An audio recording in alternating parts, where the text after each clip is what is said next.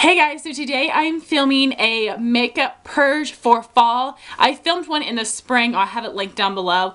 In that first video, I mostly got rid of things that I don't like. And in this video, I'm doing that, but I'm also getting rid of things that I like but just don't reach for. I want to pass them on to somebody that will use them and enjoy them more than I am. And also in that first video, I was going drawer by drawer pulling out things. In this video, I have already pulled everything out to show you in my typical review fashion.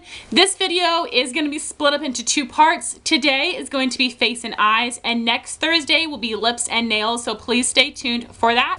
So I'm not really sure what I'm going to do with these products. Some of them I'll throw away. I have already overloaded my mom and my sister with makeup that I've given them, so I'm going to try to give some to my friends, and if there are any of you that see something that you really want, maybe we can arrange that I send it to you. So just leave comments down below and let me know if you have any ideas of what I should do with this makeup. So I'm just going to get started with the foundations, and I actually have quite a few here. I am particular about foundation. Okay, I'm basically picky about everything, but specifically foundation.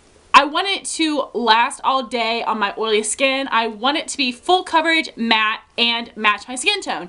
That has been very hard for me to find, mostly because of a skin tone match. So that's why I have so many of these foundations here that just didn't work for me. So the first one I have is the CoverGirl Outlast Stay Fabulous foundation. I have the shade 810 Classic Ivory. This is the second lightest shade. And when I originally bought this, I knew that it was going to be a little bit deep for my skin tone, but I thought that I could make it work. Well, this oxidized on me, so then it became even darker and basically impossible for me to work with. I do not have a foundation lightener. I really need to buy that because I think it would be very beneficial to me. I know Yabby makes a foundation in the shade Daisy, which is straight up white, so I do need to purchase that because I think it would help me. But the fact that this oxidizes is just not the best. I'm so bummed that this color doesn't work for me, and obviously I can't go darker.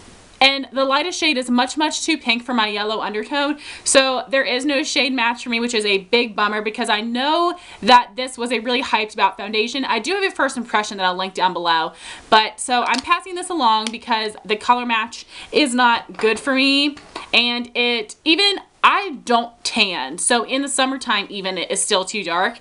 The next product I have is the Flower Beauty BB Cream. I also have a first impression on this. I'll link it down below, and this is the shade BB1. This is from the Drew Barrymore line. You can buy it at Walmart. This has really nice medium coverage. This foundation is super yellow, which I love because I am super yellow, which is weird because I'm so fair. So the color of this is amazing. The only thing I don't like about this is that the lasting power is not good on my oily skin. I can basically wipe it right off my skin, and I set it with a powder, so that is a huge bummer. I think that I still want to hold on to this for a little bit, like a trial period, to try it out with different products and see if I can make it work because, like I said, the color and the coverage is great. So this is kind of a maybe product that I will need to put through a trial period. The next thing I have is the Rimmel Stay Matte Foundation in the shade 10 Light Porcelain. I also have a first impression. It'll be linked down below. I got this free from Influencer. The color is actually too light for me, if you can believe it, and it is super pink. It is awful on my skin tone. It does not work at all. This is a very matte looking foundation. It has great full coverage, but it is like Cake City. You look awful, your skin looks awful, and it did not last at all. So this was a fail for me in every way possible. I do not like this foundation whatsoever, so I will be probably throwing that one away. The next three I have are all from NYX. I did first impressions on all of these, but I also did a collective review on them, so I'll link that video down below. And I am just really picky about foundation, like I said. So the first one I have is the NYX Mineral Stick Foundation in the shade number 2 Porcelain. This is a very, very nice yellow undertone. This gives about a light medium coverage.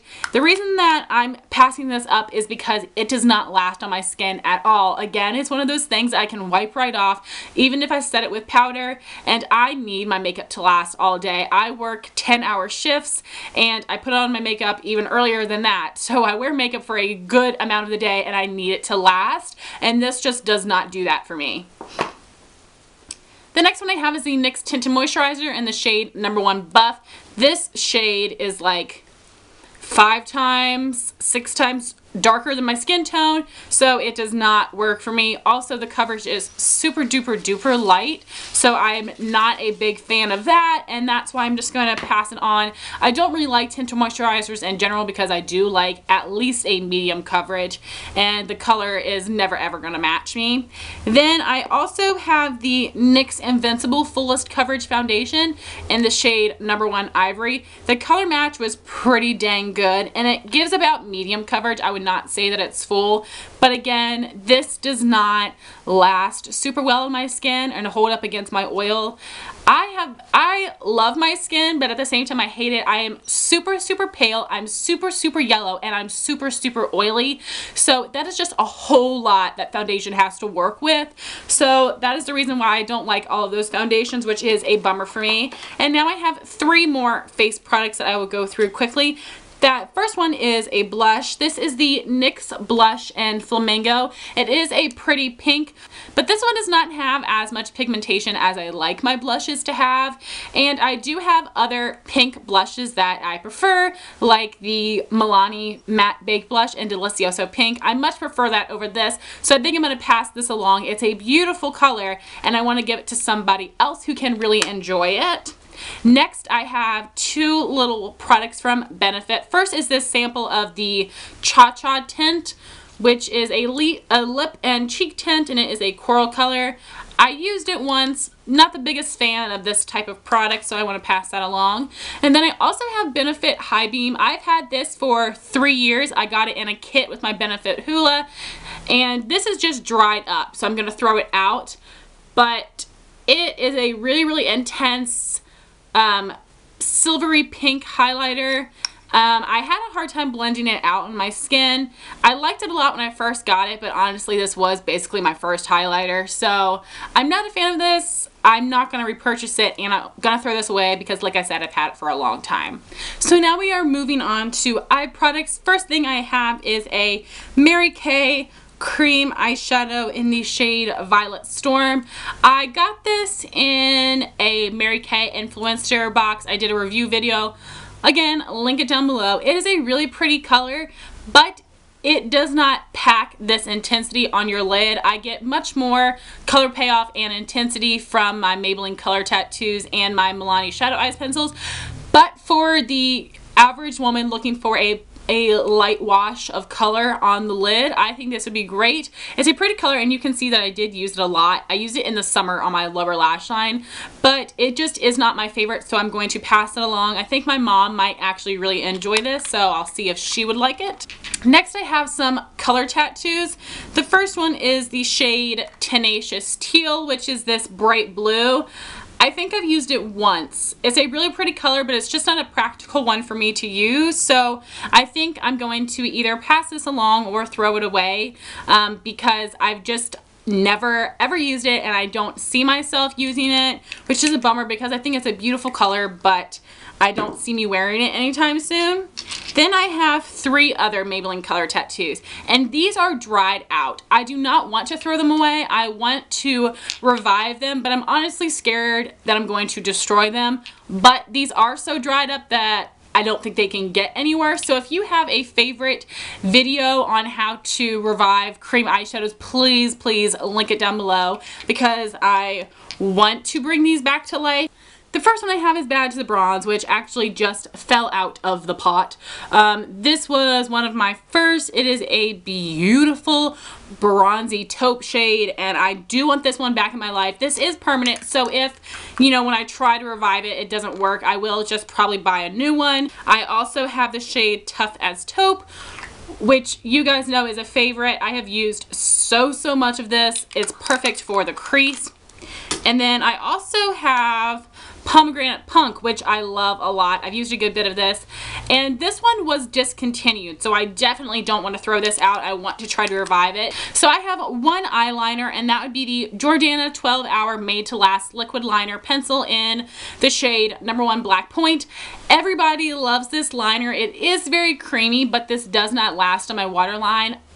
I basically only use pencil on my waterline, so I'm just going to pass this along. I was keeping this around just in case I needed a black liner, but I just purchased a palette that came with Urban Decay Perversion, so I'm going to keep that, and I'm going to give this one to my mother. I'm going to, of course, sanitize it and sharpen it and give it to her. I think that she would enjoy it because she uses pencil on her upper lash line. It just does not work in my waterline. I have very runny, watery eyes. I have never found a liner to last in my waterline, to be honest with you. So if you have any recommendations, please let me know. So now moving on to the shadows, I have one 8-pan palette from Black Radiance, which is a sister brand to Wet n Wild, and this one is called Downtown Browns. But as you can see, they're all purple. Doesn't make sense to me, but anyway, I was really only using this shade from the palette, which is very similar to Satin Taupe. Now that I have Satin Taupe, I honestly don't need to keep this. The pigmentation and the colors are beautiful, but I just don't reach for this because I have a bunch of other shadows. So now I have some more shadows that are some discontinued ones. These are the Wet n Wild 6-pan palettes. I have Pride and Greed, and these are things that I really love, the matte shades. The best formula of mattes from Wet n Wild would be in the 6 pans and in the singles. The ones that they've been putting in limited edition trios do not compare to how creamy and buttery and well that these blend. So this is the Greed palette. I think they're beautiful. I just don't want to keep them only for the matte shades, and I've been doing that. I've been keeping them around for that reason, and I haven't been using them. And this is the Greed palette, and this shade and this shade are permanent ones that I can get anytime. This is Brulee and this is Panther. The best matte black you will ever find is right here, super pigmented and creamy. So I'm still not sure if I'm going to pass these on or keep them for the matte shades, but I think I need to pass them on because, like I said, I have been keeping them and I actually have not used them at all. So I need to just do it. It's really hard for me to get rid of things even though I need to. The next thing I have is a Maybelline Eye Studio Color Plush Silk Quad, and this was one of the first ones. I'm not even sure if they still sell this anymore. This is the shade Sapphire Siren. My freshman year in college, we used to have like club nights. I would wear this all the time. They're very pigmented and beautiful, but I honestly don't wear blue eyeshadow like this anymore. So that is why I am going to be passing this along. Another one of those clubbing shadows I used to use all the time is a L'Oreal Hip Duo in the shade Platinum. That is one of the best silvers you will ever find, but I actually recently purchased ColourPop's Liberty, which is basically the same color and it's a single. So I'm going to keep that one and pass this on. The black over here has some sparkle to it, and it honestly is not good pigmentation at all, but this is incredible and super pigmented and smooth and metallic. The best finish ever. So I'm going to be passing this on, as well as another L'Oreal Hip Duo in the shade Wicked. Beautiful colors. This matte shade actually has decent pigmentation to it. They are quite pretty, but I don't use it. So again, I'm going to pass this on. I have one matte eyeshadow from Urban Decay that I purchased years and years and years ago. And as you can see, the packaging is very, very different. This is called Electric. This is the definition of an 80s blue. Very Mimi from the Drew Carey show. I almost want to keep this for sentimental value, but I know I need to pass it on because I'm not using it. But it is very intensely pigmented and beautiful.